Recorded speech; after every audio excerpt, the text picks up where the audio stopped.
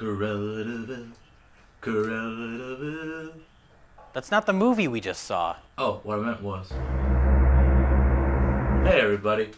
Today I'm gonna talk about the film Cruella, starring Emma Stone, Emma Thompson, yeah, Emma and Emma, but not Emma Watson or Emma Roberts or other Emmas. I can't think of Emmanuel.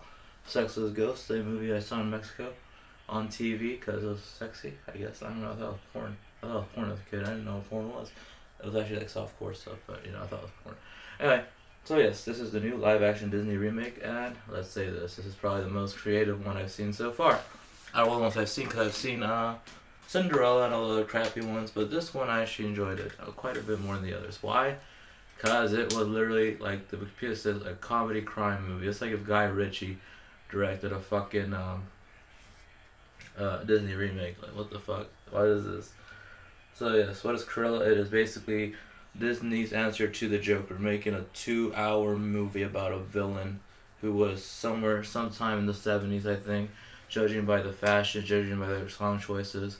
There was a lot of great hits of the 70s, but yeah, sometimes they play stuff from the 80s, some disco tracks, so I guess it was just an ambiguous thing, but I think the soundtrack just played whatever the fuck it wanted. But I think it must have been the 70s, because according to the Wikipedia page, because yes, I'm reading Wikipedia, and also articles about it, it took place during the punk movement, which is why Cruella made such an impact, especially with her fashion, the way she made shit, and the way she put on shows, on to upstage Emma Thompson's character, the Bonus. She was her thing, the top star. And that was very much it. And yes. So what's the good about this movie? The good is probably Emma Stone as Cruella, who had a great thing where she put Stella or Cruella. Stella is the name given to Cruella's birth. Cruella was her nickname that she went by to do her stuff. When she's Stella, she's more soft-spoken and just tries to be normal. As Cruella, she's more flamboyant and out there, and it's the character she would become, DeVille. And there's a thing how she got named DeVille. Basically, the way they made that car Devil was pronounced DeVille, which she took as their moniker because Cruella's name was kind of her nickname, and you kind of find out why. The other great thing is another performance that I absolutely loved is Paul Walter Hauser, who is a great actor. I've been loving his shit since he came on Always Sunny as a Juggalo kid, but now he's an amazing actor who does amazing fucking work, and and I just love his work so much. It's just so good, and yeah, he plays Horse, one of the people. Horse, who later plans to be the henchman in 101 Dalmatians, who steals the Dalmatians, and he also kind of does in this movie. You'll see later if you watch the film. And I just love Paul Walter Hauser's performance. Paul Walter Hauser, I believe his name. He was a great actor. I said he was actually Richard Jewell in the biopic. I actually really liked Richard Jewell. I think he performed a great performance. It was so funny without trying too hard. I know he played the funny fat guy, but this funny fat guy felt so natural, especially for the time. He was like, "Oh, blimey!" And one of my favorite things was when one of Jasper, the skinny brother, got Cruella a job at a place she loved. But what's the angle? Like, cause they're petty thieves. They're petty thieves. Like Cruella worked on designs, and he always asks like, "What's the angle? Like, why did you get the job?" And Jasper's like, "There's no angle. The angle is we got a job for Cruella." That she wanted to be there. Like, well, what's the angle? And he has a little dog named Wink. And when some security guard fucks with Wink, he said, "That dog's basically a son to me. You're gonna die."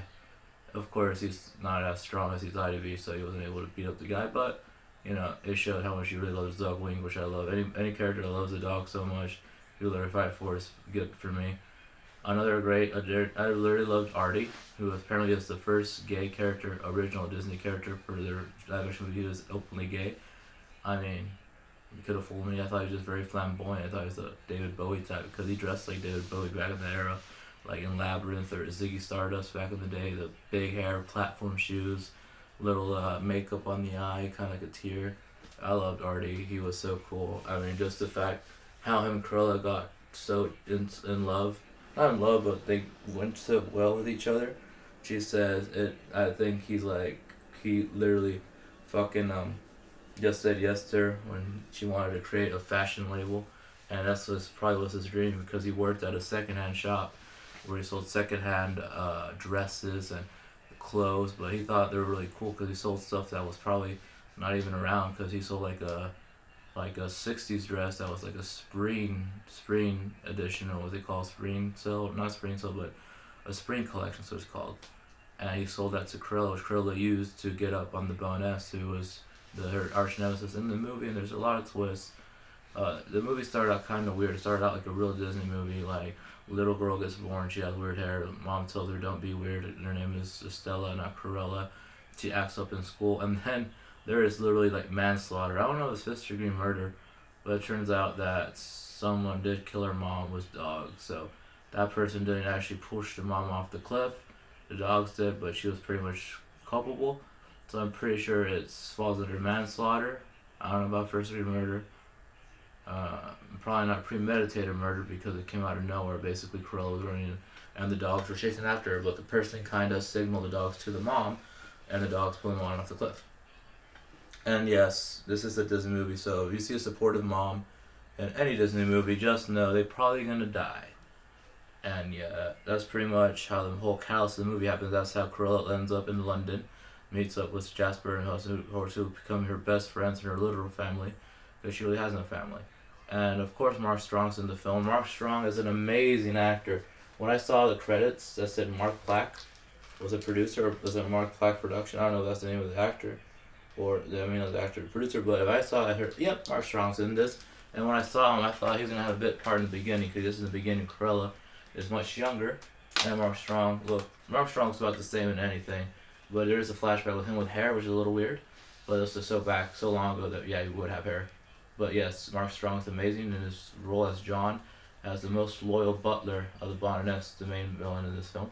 And yes, this is a very punk movie, especially the way there's fucking Blondie going, I'm gonna get you one way, and the little montage of Cruella upstaging the Baroness, which is really cool. And other than that, the music's great. Like I said, Emma Roberts is very Emma Roberts. Sorry, she's not in this. Like I said, Emma Stone and Emma Thompson are in it, not Emma Roberts or Emma Watson, but Emma Stone is. Emma Thompson is not Watson. But yes, everyone else is really good. The guy who played Jasper, I don't remember his name exactly, but he was really good. He may not look much like the original Jasper, which is fine. I don't really give a shit. But he did try to get his mannerisms being the more the taller, lankier guy. And then, of course, Walter Boster's heavier dude is the horse is much shorter and fatter, but it's very funny. I don't know, the dog actor's really good. I love a good dog actor who can do a lot of shit. Like the dog who played Wink was hilarious. His little movements were great. The dog who played Buddy was great. And I always thought it was weird, like how Cruella adopted a dog, and apparently, I don't know, maybe she hates Dalmatians because they kind of murdered her mom, but not really. They're just told by their master. But I don't know. But then there's the whole thing about how she told the person. Basically, there's a part where the person who murdered mom with the Dalmatians really believes that Cruella killed the dog and made her into a dress, which I think she does do in the actual How the Dalmatians movie. The reason she even makes dresses out of puppies, I think, is because their fur is not as coarse or something. I don't know. I have not seen Under My Dalmatians in years. I don't even remember it.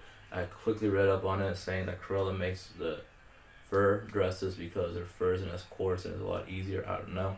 But yes, Jasper's great, Artie's great, Cruella's great, Emma Thompson as a Baroness, the main villain of the film, as an abusive, cynical, egotistical fashion designer who's so cold and terrible to her employees. You would say, well, who wants to work for her?